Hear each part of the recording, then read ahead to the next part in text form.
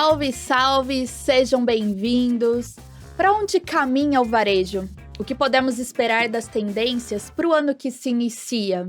Vamos falar sobre o panorama do varejo em 2022 e vamos falar de NRF 2023. O que podemos esperar do maior congresso mundial do varejo, o Big Show. Vamos falar de tendências e inovação. E quem está aqui comigo hoje são os especialistas. Do meu lado, Tonini Júnior, sócio da Praxis Business, também Maurício Morgado, líder da FGV-SEV. Tá curioso para o nosso bate-papo aqui? Então, nos acompanhe. Gente, muito obrigada pelo convite. Muito bom aqui. Vamos trocar umas ideias, né? Para onde caminha o varejo, falar de tecnologia, de hábitos de consumo. Que momento legal, né? Obrigado, Marília, Maurício. Muito bom estar aqui. Vai ser muito legal esse bate-papo. Já estamos ávidos para entender de fato o que está por vir, mas vamos aqui conversar um pouquinho para ter alguns insights aqui de como lidar, né, com o varejo pós-pandemia, se a gente pode falar assim. Prazer estar aqui com vocês, vai ser legal compartilhar um pouco do que a gente tem vivido, experienciado lá no FGV-SEV e dividir um pouco com vocês da audiência o que nós temos aprendido e vamos ver o que a gente faz juntos para o varejo ficar melhor em 2023. Muito bem, então vamos começar. Maurício, fala um pouquinho para a gente sobre esse ano de 2022 para o varejo. O varejo recuou um pouco, certo? A que se deve isso e o que a gente pode esperar para o próximo ano? E acho que vale também quais as lições aprendidas, né? Então, eu acho que assim, o varejo tem basicamente 3 coisas que explicam o desempenho do varejo como um todo, né? Emprego, renda e confiança do consumidor. Nenhuma dessas coisas estava fantástica, digamos, agora esse ano. Nós não tivemos um nível, assim, desesperador de desemprego, não tivemos coisas muito terríveis com relação à confiança do consumidor, mas também não tivemos números fantásticos como tivemos, talvez, em 2012, saudoso 2012 para o varejo, né? Então, tivemos um nível de desenvolvimento tímido, que não foi suficiente para derrubar todas as vendas, mas também não foi alavancador de resultados. Então, a gente pode dizer que o varejo foi tímido esse ano. Mesmo as operações online, que no ano passado tiveram um boom por conta até da pandemia, esse ano tiveram um arrefecimento. Então, vamos ver o que vai acontecer em 2023, perdão. Temos um novo governo aí pela frente, tem muita água para rolar ainda. Mas, de novo, tem que ficar de olho. Emprego, confiança do consumidor e renda. Essas 3 coisas é que mandam no desempenho do varejo como um todo. E você, Tonini, o que você acha que a gente pode esperar para o varejo de 2023, né? Como que a gente pode crescer? Eu acho, aí pensando, já que o Maurício deu uma ideia do cenário, se a gente for olhar pelo ponto de vista do empresário, do empresariado e das empresas, eu acho que ainda vai precisar estar forte na agenda desses CEOs e de quem está à frente das empresas, o pensar cada vez mais inovação, tecnologia e disrupção para os seus modelos de negócio, né? Um bloco forte também de excelência operacional. O mundo pandemia transformou forte as empresas com viés tecnológico importante. Então, um olhar de melhorar toda fazer com que a excelência operacional de fato aconteça, com integração de canais, agilidade, né, para que as coisas aconteçam. Acho também que experiência de compra mudou e, de fato, a gente convive com uma palavra que é a palavra phygital. Hoje o cliente está permeando as marcas no mundo físico e no mundo digital. E quanto melhor for a experiência que ele tiver aí, certamente vai contribuir para o resultado dessa empresa. E, por fim, eu acho que também tem que estar na agenda o olhar para engajamento das pessoas, das equipes, para esse novo cenário. O varejo, Lee Peterson, né, que é uma figura muito conhecida lá na NRF, com a WD Partner, iniciou a palestra dele agora em 2022, em janeiro, falando uma coisa que eu adorei: o gênio saiu da lâmpada. Ou seja, ele não vai voltar para a lâmpada de novo, o varejo é outro. E a gente tem que estar ligado nisso, e os líderes muito mais próximos das suas equipes, para dar clareza de por onde as coisas têm que acontecer, de fato, buscar engajamento e comprometimento delas. Eu vou pegar um gancho aqui do que você disse, né? A gente tem aí um varejo físico, né? O varejo Uhum, virtual. E o ponto de venda físico cada vez mais tendo essa necessidade da conexão humana, né? De oferecer uma experiência de compra diferenciada ali uhum, no PDV. E o virtual se fortaleceu muito também durante uhum. a pandemia. Como que você vê isso como tendência, assim, para os próximos anos? Continua forte o virtual? Como que o PDV físico se fortalece? É um ótimo ponto, eu acho que cada vez mais isso vai acontecer. Aliás, estou ávido para chegar logo 2023 a NRF para ter mais exemplos práticos de como estão lidando com o físico e com o digital juntos, né? Para proporcionar isso. A gente chegou à conclusão que o online ele está aqui, mas as pessoas adoram o offline. Estarem nas lojas, viverem experiências que o online pode trazer praticidade, mas tem o quê da experiência do contato, né? Que é difícil substituir.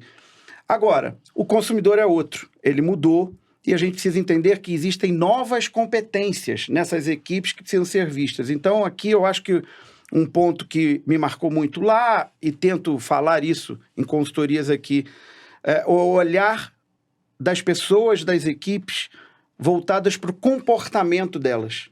Quais comportamentos a gente precisa ter nessas pessoas para ensinar tecnicamente o que ela não é obrigada a saber? Mas existem alguns comportamentos aqui inerentes, como empatia, simpatia, paciência, persistência, ousadia, que não tem como ensinar. E a gente vai precisar que essas pessoas lá na ponta vivenciem coisas diferentes, sejam ousadas, persistentes. E aí essa agenda também tem que estar endereçada nos líderes, no meu ponto de vista, de trazer pessoas pelos seus comportamentos, treinar suas aptidões técnicas para que possa, no ponto de venda, ser entregue uma experiência bacana, né? Muito bom. E a NRF, né, de 2022, ela trouxe muito essa questão do humano, né, da conexão humana.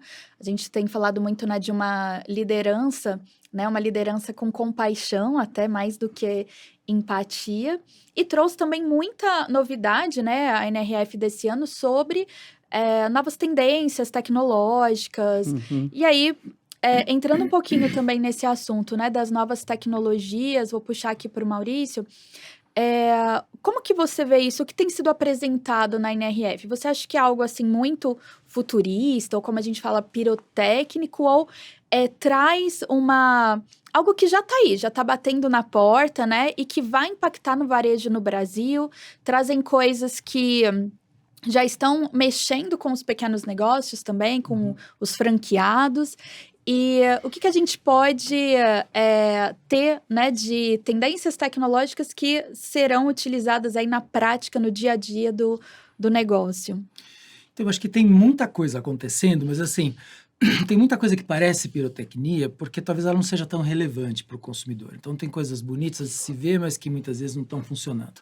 Só um exemplo que me ocorre, tem aqui no Brasil aqueles esquemas de provadores inteligentes em que você pode chamar um atendente, você pode escanear um produto lá dentro e esse provador te sugeriria outros produtos que cruzam ou caem bem com aquele lá. Nunca está funcionando. Eu não vou falar o nome da loja, mas você entra lá, não está funcionando. A ideia é boa, é boa. É tão complicada que talvez não valha a pena manter aquilo no ar. É mais fácil ter uma pessoa boa do lado. Você pode ter uma campainha que alguém apareça lá e te traga uma bermuda que combina com aquela camiseta. Então, acho que esse é um ponto importante.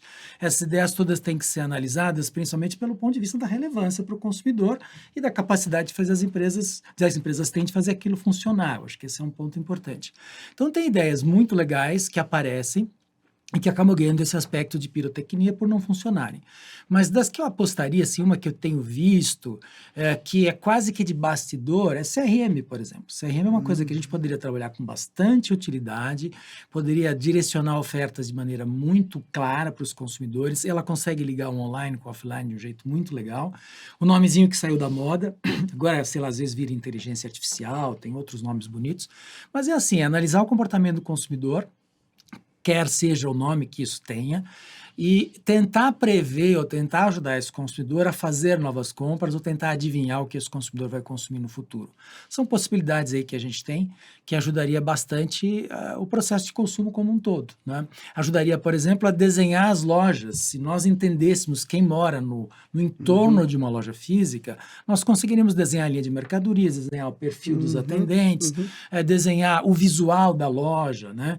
Era só cruzar as informações que nós já temos para fazer um varejo mais gostoso, mais customizado, mais personalizado, sem grandes pirotecnias e sem coisas que os consumidores não valorizam como um todo.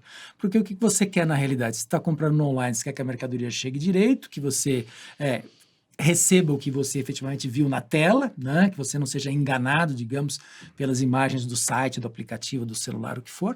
E se você estiver comprando na loja física, você quer rapidez, atendimento, pessoas boas lá na loja para te ajudar. Não é muito complicado. É difícil de fazer, mas não é muito complicado. Então, acho que são esses os pontos que a gente valorizaria, digamos. Tem uma palavra aqui, Maurício, que cada vez mais vai valer como diferencial nessa experiência, que é a personalização. Sem dúvida. Então, essa leitura dos dados que o online te permite ter, é isso que eu acho que é o barato que a gente ainda precisa evoluir muito aqui, que é o online trabalhando pro offline. Exato. Eu tenho dados de cliente circulando no online, que eu sei quem é o cliente, o que ele costuma comprar e tudo mais, e essa mesma empresa tem pontos de venda física. O que precisa ir lá? A gente viu isso muito bem. O online informando para o offline quem é esse cliente que vai aí e tudo mais e botando ele na cara do gol. Ó.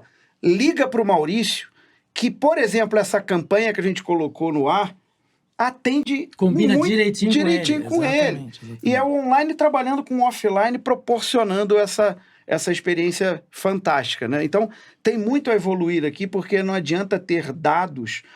Eu tive há pouco tempo numa feira em Las Vegas, de um cliente nosso, que é do segmento de petróleo e gás e lojas de conveniência. E aí, se trouxe dados lá que é gerado por dia, eu nem sabia quanto que isso significava, é zero pra caramba. 200 quintilhões de dados por pessoa são gerados por dia no mundo. O que fazer com isso? Né? Porque, tudo bem, os dados estão aí, mas se você não faz essa curadoria dos dados e tudo mais, são só dados. Só os roteiros que você deixa de graça para o Google, do que você caminha, o que você faz, onde você passou, o que você avaliou, o que você viu, aquilo é de uma riqueza incomensurável. Né? Então, quanto melhor a gente trabalhar isso, vai ser muito legal, e eu acho que essa perseguição de leitura dos dados, conexão com o cliente, one-to-one, né? Isso vai fazer muita diferença. Só um exemplo que eu sempre gosto de falar, supermercado online. Vocês já montaram uma lista de compras, uma cesta de compras no supermercado online? É de uma chatice homérica, quer dizer, você não termina aquilo nunca, né? Tá bom, você montou a primeira. Será que não dava para começar a exercitar e cruzar a sua lista do online com a offline, começar a te sugerir, né? Você sempre pega polenguinho, diet, o azulzinho, né? Claro, azulzinho claro, que tem azulzinho claro, azul escuro. Oferece aquele, né? Por que vai deixa montado, pré-montado, avisa que o sabão em pó tá acabando. É isso. Né? Eu acho que essas coisas que a gente precisa começar a exercitar um pouco mais. E aí, só mais um negocinho que vem na minha cabeça aqui. Esse papo é gostoso porque você vai... Na mesma feira que a gente teve lá, nessa convenção que a gente teve em Las Vegas, também como a NRF tem a maior feira de tecnologia para o segmento de conveniência e petróleo e gás. Ok. E aí, a gente visitando lá os estandes, no estande da Coca-Cola, tem uma máquina que você faz o quê? A personalização do teu refrigerante. Então, você sai misturando um com o outro para sair o teu. Fanta com Coca-Cola. Gostou? Aquilo fica gravado. É exatamente o que você falou, tipo... Se eu passo num outro ponto de venda e encontro a mesma Coca, no QR Code lá que pegou... Já tá lá na memória que aquele refrigerante é o que você quer. Está customizado e feito para você. A Lip Lab que nós vimos esse ano, que você monta o batom da cor que você quer, com os compostos hidratantes, umectantes e todas as coisas possíveis e imagináveis. Você grava a fórmula e depois repete aquela fórmula para o resto da vida a $60 cada batom, né? São coisas e tem quem pague. E tem, claro. Eles já estão, acho que umas 30 lojas nesse esquema do Lip Lab. E os negócios estão... ficam cada vez mais tecnológicos, então esse é um caminho sem volta, né? Então, estar por dentro, né, das tendências tecnológicas que vão sempre se atualizando, né, vão sempre evoluindo, mas é também você entender o comportamento de compra do consumidor, que fica mais exigente, ele quer comodismo, conveniência, como você disse, né, Tonini, agilidade, a melhor experiência, e essas tecnologias vêm, certo, como recurso para você oferecer essa melhor experiência de compra. Então, a gente está falando, né, vocês falaram aqui de hábitos de consumo, e um tema também que apareceu alto, né, nesse ano, foi falando da geração Y, geração Z, né, principalmente. Alfa, Z. Conta um pouquinho pra gente, Tonini, sobre essas novas gerações, né, o que muda no comportamento? Primeiro, é importante ter o olhar para elas, porque muitas pesquisas, a mais impactante para mim, até 2030 representarão 50% da população mundial. Então, se a gente está falando que 50% da população mundial é representada por uma geração Z e alfa, que pensa diferente da minha, que é eu sou geração X, quase baby boomer. Escapei por pouco, Maurício. Eu escapei por um ano. Eu escapei por uns 2, 3 anos a mais aí. Eu sou um baby boomer. E aqui que está o negócio. Então, você tem que, primeiro, entender essa geração, estar próxima dela. Porque se elas não têm o poder ainda, elas influenciam quem tem. Então, é o meu filho de 24 falando para mim, pai, você tá viajando, cara. Tem como fazer assim e não assado. E eu vou lá e sigo, porque quero estar up to date no negócio aqui, e assim vai. A gente tem que estar próximo dessa geração. A gente tem que trazer essa geração para dentro dos nossos negócios. Porque a minha forma de pensar é diferente desse outro, que vai me causar desconforto. Eu acho que no desconforto tem aí o crescimento. Ainda parafraseando o Scott Stratten, que foi um também palestrante que eu assisti nessa feira que eu mencionei lá em Las Vegas, né? Ele falou o seguinte: se cerquem de insubordinação na sua mesa, porque a insubordinação vai te causar alguns desconfortos importantes para você continuar evoluindo.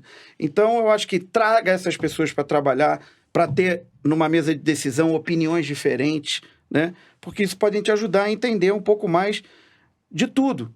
97% deles dizem que a sua maior influência para comprar algumas coisas está na rede social. 97% dos caras são influenciados pelo que eles veem nas redes sociais.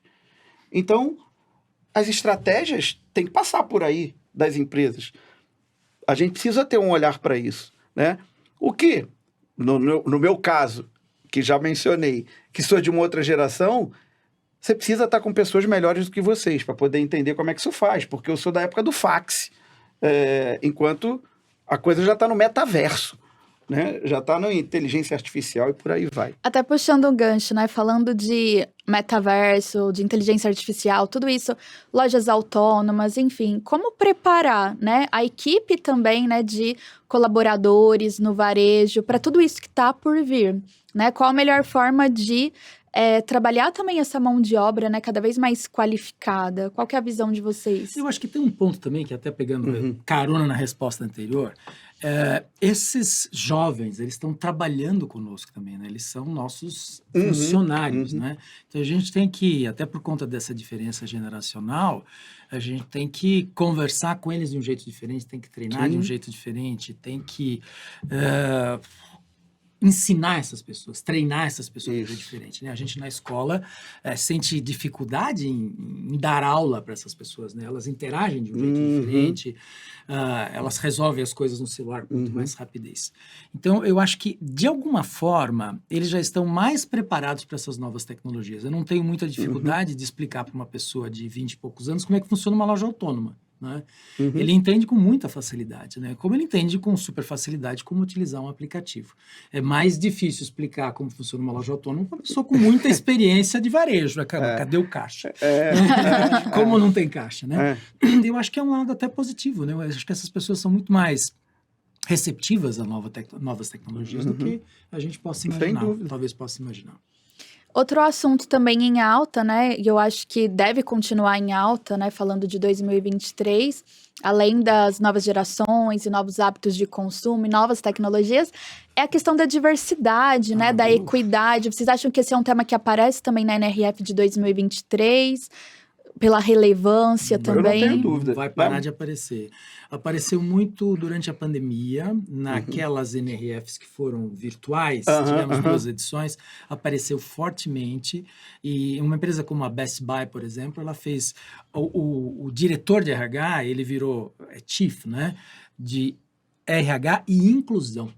E é uma pessoa que cuidava de inclusão, eu não me fugi o nome dele aqui agora, e negro, né? Então eles fizeram questão de colocar uma pessoa para cuidar disso, e é uma grande questão, e é uma questão que traz resultados positivos também, porque essa diversidade não é só diversidade racial, sexual, é uma diversidade também social, porque você traz pessoas com backgrounds diferentes, com experiências diferentes, e aí, de repente, normalmente você tem numa mesa gente rica, branca, de classe alta, que não tem a capacidade de ver como, por exemplo, uma pessoa de classe mais baixa lida com aquele problema, lida com aquela situação de consumo. Se tem alguém ali na mesa que viveu aquilo, pô, peraí, mas lá em Carapicuíba, é assim que a gente faz, entendeu? É isso. Então, eu acho que isso é muito legal, porque traz progresso para as organizações como um todo. Eu acho que aqui, concordo 100% contigo, e isso tem que estar mais nas agendas desses CEOs, porque ainda tem que ser de cima para baixo. Para formar essa cultura, de cima para baixo. Não vai vir de baixo. Vir de forma natural não virá. Então, nós estamos, desde o fim da escravidão, tentando fazer isso acontecer naturalmente. Não vai acontecer. E não vai. Então, tem que estar na agenda, mas para entender pelo ponto de vista, pegando carona aqui, e falando lá trazer a diversidade para a mesa de decisão, até porque clientes são diversos. Como que eu vou entender clientes se você que têm só um perfil sexualidade, gênero, raça, um monte de coisa diferente, se eu tenho um monte de gente igual nas empresas? A tendência à tomada de decisão ela vai ser sempre enviesada.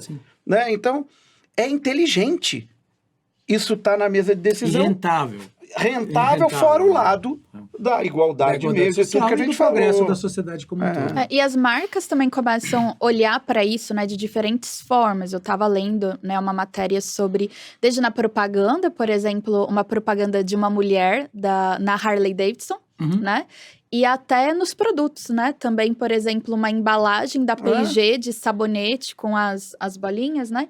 Para deficientes visuais. A Victoria's Secret é exemplo disso. Na derrocada da quase sucumbiu, porque não só anterior, por isso. Abercrombie, lembra? Porque as pessoas não se viam naquelas angels. Eu não sou angel, então não posso comprar alguma coisa. Ou naqueles modelos da Abercrombie, que ninguém tem aquele corpo. Exatamente. Né? E olha, isso influenciou, em termos de Victoria's Secret, inclusive no visual merchandising das lojas. Terem armários hoje maiores que comportam peças maiores. Nem tinha. E isso foi mexendo de uma certa forma que você vê hoje modelo plus size na Victoria's Secret, né? Enfim. Muito bom, gente. Então, falamos aqui dos aprendizados, né? O que nós aprendemos, qual é a lição que fica, né? Em relação ao varejo em 2022. E agora eu quero saber o que esperar, né? Do panorama para o varejo em 2023. Lembrando que a gente tem aí um novo cenário político. Né, Maurício, qual que é a sua visão, né? Quais são os desafios e as oportunidades que estão por vir? O Tonini falou muito bem dessa necessidade das empresas se prepararem para um cenário mais competitivo, porque eu não acredito que nós tenhamos uma grande expansão dos negócios. Quer dizer, quem sobreviver vai ter que se estapear lá no meio dos concorrentes para ganhar espaço. Acho que esse é o grande ponto da sua fala, que é esse cruzamento com esse cenário político-econômico que a gente espera ter para o ano que vem, que não vai ser terrível, mas também não vai ser milagroso. Então, acho que esse é um ponto importante. Acho que complementando um pouco aquela sua ideia de eficiência operacional, de equipe preparada, de loja azeitada e tal, eu acho que cada vez mais o tal do Phygital vai ganhar um destaque grande. Mas um Phygital operacional, um Phygital que funcione, que resolva os problemas do cliente, né? Sem a tal da pirotecnia que a gente estava falando antes. Que esteja integrado no processo decisório do consumidor, que seja relevante e que ajude esse consumidor, essa consumidora, a decidirem. a efetuarem as compras. Acho que essa é a medida. Então, assim, pensar primeiro no consumidor, o que ele quer, o que ela quer, para facilitar o processo, e aí entra o digital. Primeiro é o que a pessoa precisa. Se der para resolver com caneta e papel, resolve com caneta e papel. Não vai construir aplicativo. Eu não quero baixar mais um aplicativo se não for relevante para mim. Acho que esse é um ponto importante. Faz sentido. A jornada de compra, ela é fisital, mas o poder está na mão do cliente. Exato, ele decide. Por isso que eu acho que continuará na agenda essa questão da inovação, disrupção e tudo que é digital aqui, vai continuar na agenda. Vai continuar na agenda essa busca pela melhoria operacional, por agilidade na entrega e tudo mais. Bem como eu acho que vem cada vez mais forte algo que a pandemia trouxe e fez muito sentido, que foi a presença dos líderes, a proximidade, visibilidade dos líderes. Eles precisaram sair da casinha, sabe? Então, instituições enormes viram seus CEOs entregando vacina lá com os seus liderados, e isso é uma coisa que, ao meu ver, não volta mais. Tem muita coisa para acontecer ainda, e essa proximidade, visibilidade do líder, ela se tornou fundamental para as coisas acontecerem mais rápido, melhor, com níveis altos de engajamento. E muita novidade, então, tá por vir, né? Novas tendências. Eu acredito que, assim, essa época do ano, né? Também é a época de se planejar, de pensar em estratégia, em inovação. E aí, já faço um link aqui, né? O que esperar da NRF de 2023, que é o maior congresso mundial do varejo. Fala um pouquinho pra gente, né, Maurício, pela experiência em vários anos seguidos, levando, né, grupos de empresários para Nova York. Quais as novidades que estão por vir e a relevância desse evento para o varejo, né? Olha, esse ano a gente está prevendo diversidade, já abordamos aqui assuntos relacionados à diversidade, obviamente muita tecnologia, cada ano é uma novidade tecnológica, o ano passado foi metaverso, esse ano nós não sabemos ainda qual que é a grande coisa que vão tentar nos vender com relação à tecnologia, mas sempre tem alguma coisa relacionada à tecnologia. E uma tecnologia também, muitas vezes, assim, aplicável, né? Então, são coisas que despontam ali, chegam e impactam também nos negócios e nos resultados do varejo no Brasil, que talvez né? seja a grande expectativa nossa agora, é entender um pouco mais da aplicabilidade disso, né? Exatamente. Eu acho que, assim, o que a gente viu em 2022 foi a aplicabilidade do digital de um jeito mais prático. Quando a gente visitou a Bed Bath & Beyond, por exemplo, e começou a ver um aplicativo integrado na loja que permitia o consumidor se localizar dentro da loja, retirar a mercadoria que ele comprou no online, também pesquisar produtos e preços dentro da loja, aí é um negócio... Tá, isso está funcionando. Né? É uma coisa prática, fácil de usar e que facilitava a experiência de compra. Então, eu estou em busca de experiências nas quais o digital esteja definitivamente integrado à jornada de compras, né? Que facilite a jornada e que não seja só uma coisa tecnologicamente linda, maravilhosa, mas que não seja útil para o consumidor como um todo. Acho que esse é um ponto que eu espero encontrar esse ano na NRF. Acho que eles vão se esforçar para entregar isso cada vez mais. E, mais uma vez, né, a FGV e Praxis Business estão juntas, levando aí um grupo de empresários, de executivos para Nova York. Então, muita novidade. Nós teremos 3 sócios da Praxis Business também acompanhando esse grupo, né? Vai ter visitas técnicas. Fala um pouquinho pra gente como que vai ser, assim, a dinâmica para quem nos assiste, que tiver interesse em saber mais, né? Como vai se dar esse mais um ano, né, dessa parceria. Vou contar rapidamente como é o programa, depois você fala um pouco para os seus clientes como é que a gente pode interagir.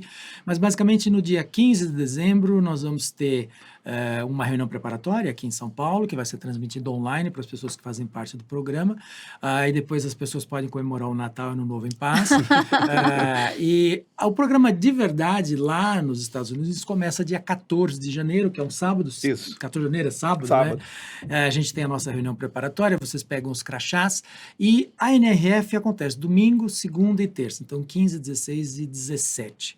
Durante o dia inteiro, vocês vão ver palestras, vão visitar uma feira com grandes novidades tecnológicas. Ao final desses 3 dias, domingo, segunda e terça, nós temos reuniões em que a gente chama de reuniões de wrap-up. A gente não dá para uma pessoa ver tudo, então a gente troca um papo ali de 1 hora mais ou menos com as coisas mais importantes que cada um de nós viu. Todos podem falar, a gente traz a nossa visão, a equipe da Praxis também traz a dela, e a gente vai apresentando ali, compartilhando o que aconteceu naqueles 3 dias. Aí, nos outros 2 dias, na quarta e na quinta, temos visitas técnicas. Essas visitas técnicas acontecem na ilha e também no Brooklyn, na ilha de Manhattan. Né?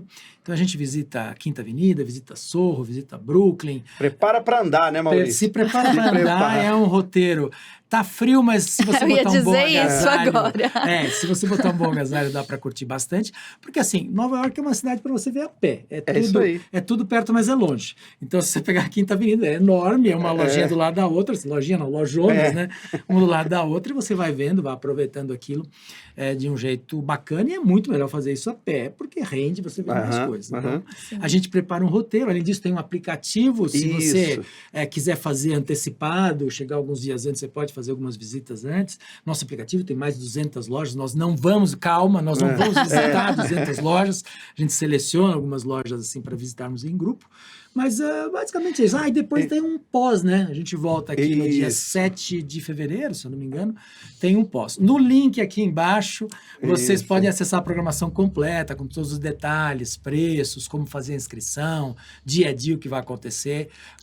Tem uma novidade também, né? De um preço acessível com o programa Light, né? Que dá flexibilidade também. Essa é a nossa característica, né? O programa é Light porque no nosso preço, que vai aparecer aqui no link, vocês não têm o aéreo e não tem o hotel incluído. Então, você pode ir com milhas, se quiser. Você pode ficar no hotel mais econômico. Normalmente, nos pacotes, sempre pega hotéis 4, 5 estrelas que acabam encarecendo um pouco os programas. A gente deixa você escolher. Se quiser ficar no Airbnb, e festas e eventos, que às vezes não é o propósito e tal. A gente não tem almoço, jantares e festas. Não, a gente não tem isso, não.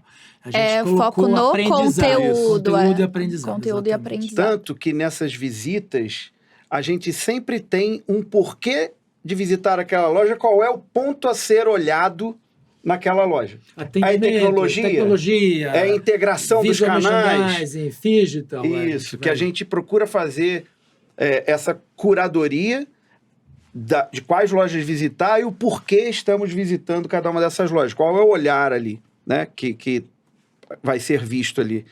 Então, bom, eu sou suspeito, eu acho que particularmente é muito legal, a gente tem um grupo de feras da FGV, estudiosos do varejo, a gente, Praxis, procura levar esses empresários que a gente conhece para poder conectar tudo isso, e Praxis significa transformar teoria complexa em algo prático.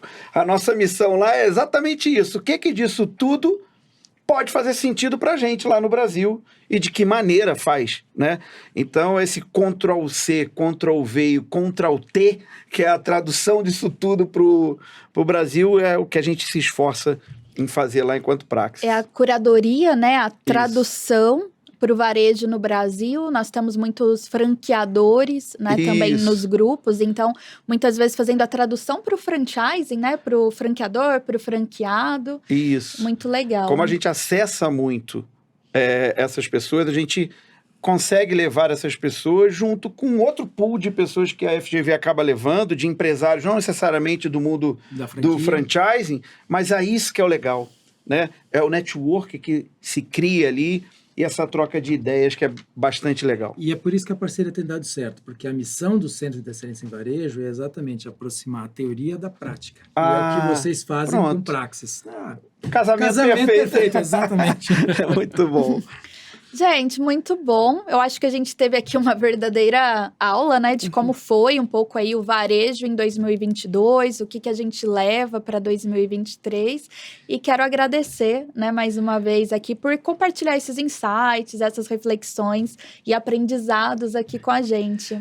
Eu que agradeço um tempo aqui assim, principalmente do grande Maurício aqui, que eu sei que é difícil, e a gente poder ter estado juntos aqui, já pensando um pouquinho e aquecendo por que está por vir aí, é fantástico. Obrigado, Marília, pela oportunidade que foi dada para a gente. Prazer, espero vocês lá. Vem com a gente, que vai ser muito legal. Isso aí. Muito obrigada, Maurício, pelos insights também, pelos aprendizados aqui. Prazer estar aqui com vocês. Eu que agradeço a parceria, o convite. Vamos junto para a NRF mais uma vez, né, pessoal?